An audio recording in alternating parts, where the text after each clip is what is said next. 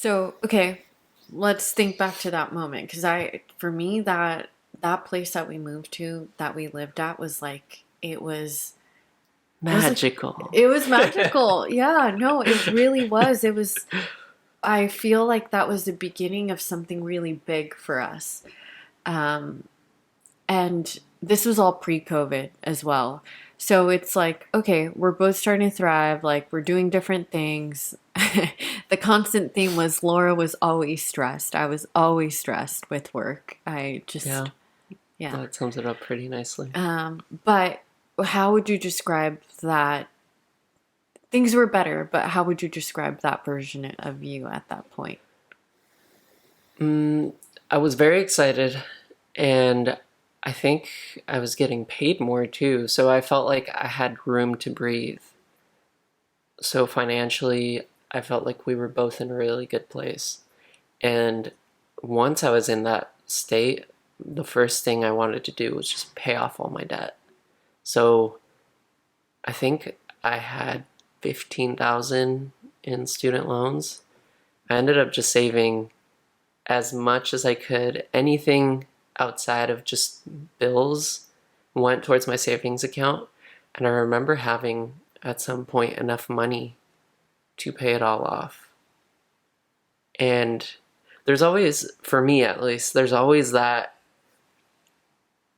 feeling of being scared of putting all your money into one thing and then seeing your bank account go back to zero. But I think with me, I think about it for a really long time, and at some point, I'm like, fuck it. All right, let's do it. And I ended up just paying off all my loans, and I feel like that gave me even more stability and room to breathe. And I felt great when I did that. Yeah, Um, and on top of that, I was saving for a ring. yeah, I think it was soon after or before that. I'd been saving up for a ring because I knew I wanted to marry you. I love it. Um, Yeah. And so at that time, I think you were super hyper focused. Like, again, one thing that I always admired about a seven is like he was a saver. You were like super scrappy, super good with your financials. And it was something that was like pretty much new to me because I built some horrible spending habits in college. I think also because I had shitty paying jobs post college and I was like working these part time jobs that didn't pay well. I was like getting myself into debt because I didn't want Esteban to be the one to support me. It was just like bred in me from my mom of like never be dependent on someone. And so I would put things on my credit card. That was like the transition into us being transparent with our Yeah. money and our finances. Yeah. And how are you back then? How Oh how my would you feel gosh. when I would kind of poke and prod you about? Yeah, so you were super focused on like yourself and as that all was happening, it's like suddenly you were like, "Okay, I'm done with mine. Like, what about you?" And you turned all your attention to me and I remember being so uncomfortable. And the reason being is because I never had candid financial discussions with my parents. I don't even remember them having discussions around finances between themselves. It's like not something I had ever heard of. And I felt really uncomfortable. I was like, why are you looking at me? Like, we have separate bank accounts. Like, I have my own paying job. Like, why do you need to know about what I'm doing? But, I will say, like, I think I had like one credit card that was like almost maxed out, and I just was kind of making minimum payments. And I think at that point, I don't know if we had this candid of a conversation, but there is this thing where I think you and I had to align and build some trust. And you're like, look, I'm trying to make sure our future's built out. Like, I want to help you out in whichever way I I can. was not trying to invest in a sinking ship.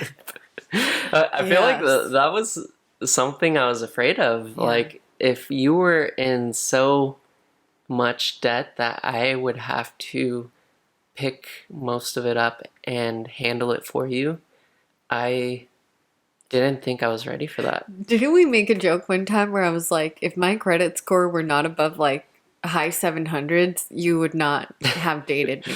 You joke about that, yeah.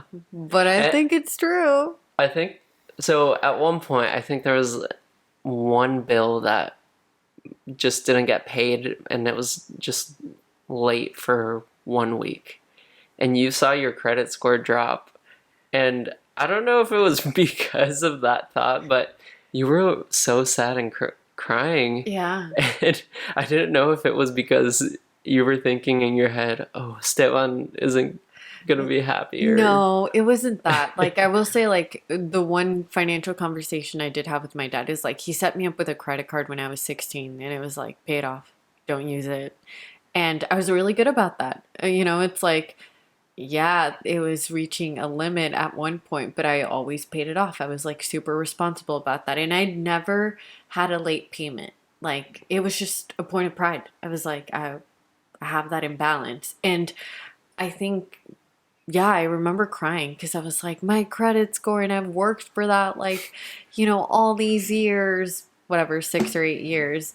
And so it was a big deal to me. But I also think it was a turning point of like, okay, maybe I do need some help, and maybe I do need to be transparent with you. And it was like, let's align on this together. And I mean, I appreciate that now because financially, like, I needed that space, I think, to really, I needed that attention to that part of my life. Yeah. So I think what, what we ended up doing was we took a look at your credit cards, and pretty soon after looking at them, I realized you were just making minimum payments, and it seemed like you weren't going to be able to get out of that debt if you didn't do something different. You either had to put more money in, which I don't think you had a substantial amount to put into the cards. No, like I didn't really have a savings. Like a savings was like a brand new concept to me. I was like 24, 25. Yeah. I think younger. Yeah, maybe younger. But anyways, like I had no savings. Like the concept of saving was new to me. So this was the first time that I had been in this situation because for me, my parents, my dad, he always wanted stability and would always talk to us about paying off your debt. Always pay off your debt. Yeah. And that's what made me so focused on paying off my school debt. But when it came to credit cards, I had credit cards, but they were always zero. Yeah. And I always had them paid off. And whenever I used the cards, I only used them when I knew I had the money to pay it. Yeah. So I go into your finances and see the situation you're in. And I started just looking up a bunch of things on like how to get out of debt. And at first it seemed really scammy, but I ended up finding articles on like debt consolidation loans. Yeah. And that ended up being what helped us get you out of debt. Yeah. It was like I consolidated all my debt into this one payment that I made every month. And I think what would have probably been an ongoing thing if I wouldn't have done that, like I paid off in like a year. So what, explain it to me like I'm 5. What did we end up doing to your credit cards? Basically, it was sort of a loan, is the best way that I would describe it. And this loan that you borrow is for the entire amount of your debt.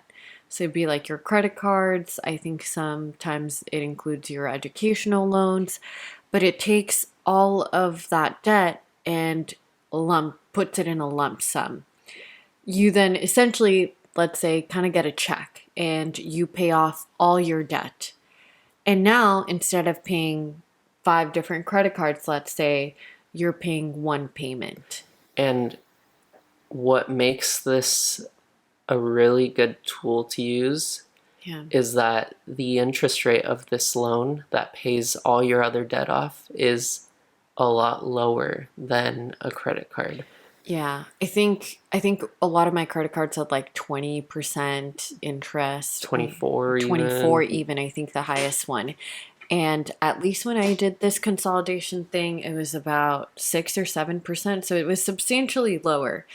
But there's I think the beauty of it was that all my attention was on this lump sum of debt. And it felt really scary. I was like, whoa, I'm making like a car payment.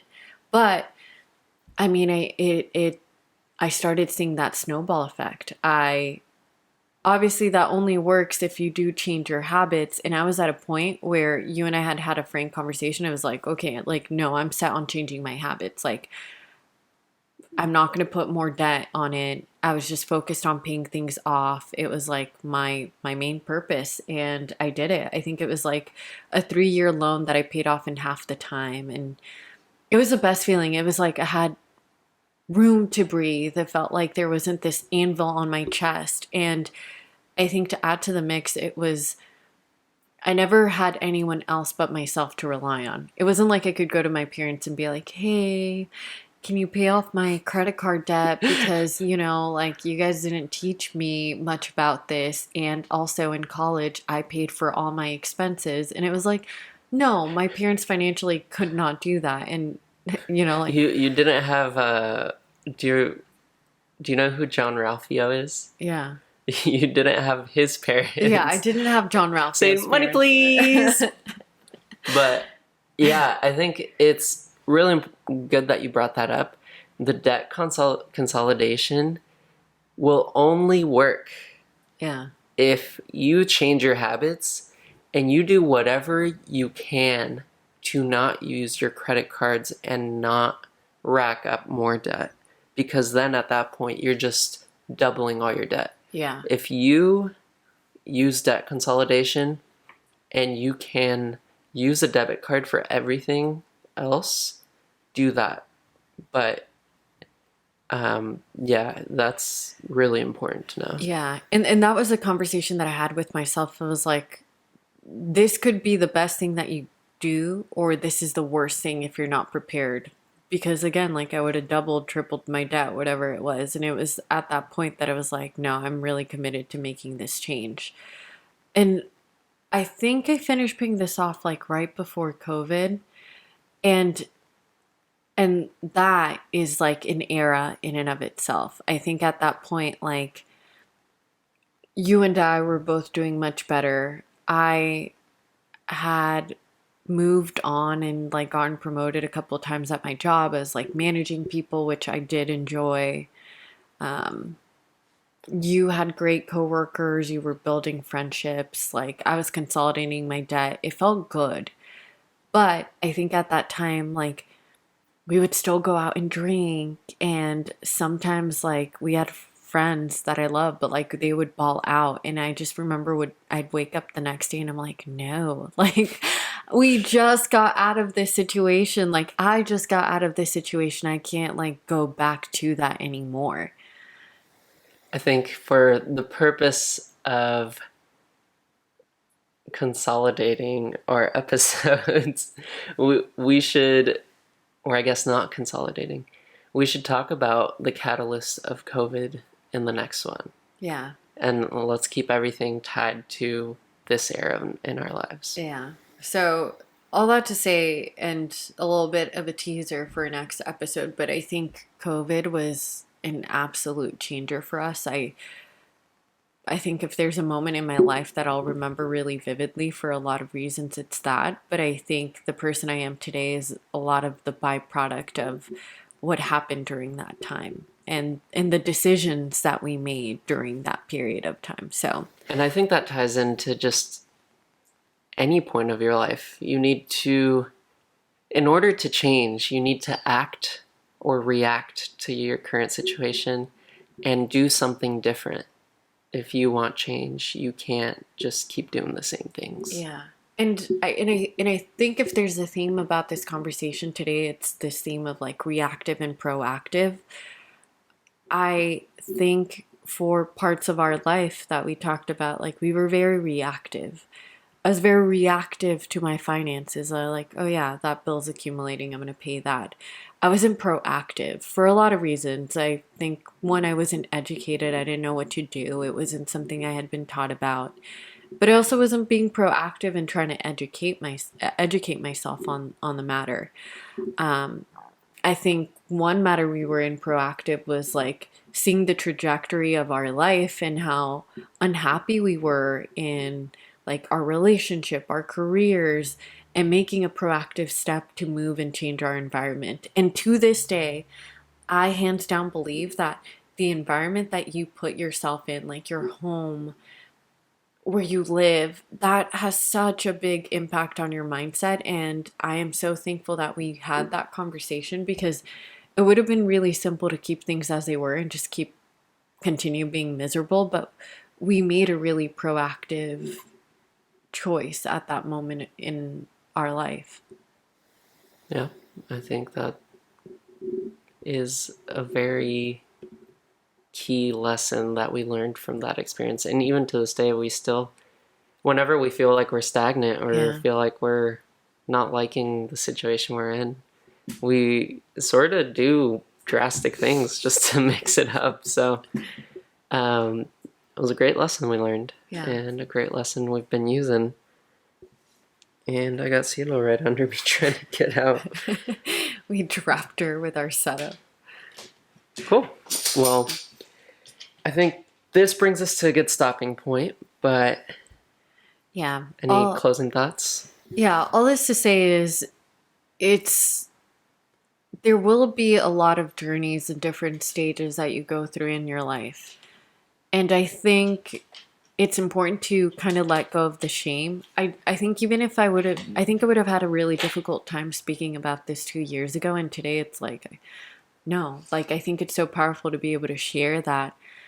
Someone might see my life today and be like, wow, that's awesome, without understanding how painful it was to get to to today, to be this version of this that I am. And I think if you're not willing to share the challenges of your life, you're kind of doing a disservice, right? If you're only there to share the victories, like what does that really say about your story? And I'm also not saying that you need to be someone who's gone through challenges left and right. Like there's so much that we haven't covered today, you know.